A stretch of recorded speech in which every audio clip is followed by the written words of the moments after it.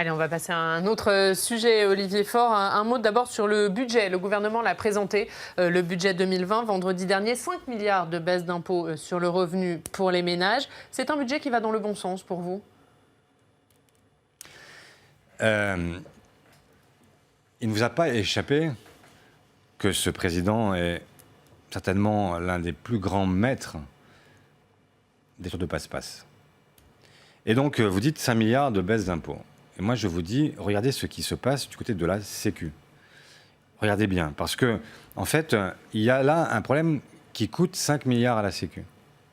C'est-à-dire que, en fait, les mesures qui sont prises à l'occasion des Gilets jaunes, elles sont financées sur le budget de la Sécu.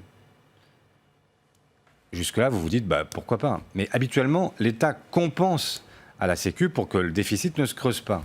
Là, l'État dit cette année, non, on ne compense pas. C'est la Sécu qui prend.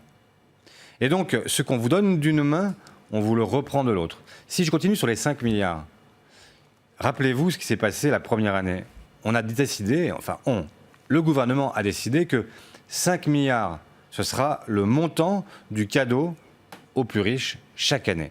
Et donc, tout ça est assez clair. En fait, vous avez 5 milliards de baisse d'impôts, mais qui sont en réalité 5 milliards qu'on vous reprend sur la Sécu. Et pendant ce temps-là, on fait 5 milliards de cadeaux aux plus riches. Alors vous... je pense qu'il y avait une alternative. Une alternative, elle était simple. C'était de pouvoir aller chercher, comme disait quelqu'un autrefois, l'argent là où il se trouve et faire en sorte que ce ne soit pas les Français qui se payent eux-mêmes leur propre baisse, mais que ce soit les Français les plus riches qui, effectivement, viennent, par solidarité avec l'ensemble de la nation, se mettent à accepter une fiscalité juste.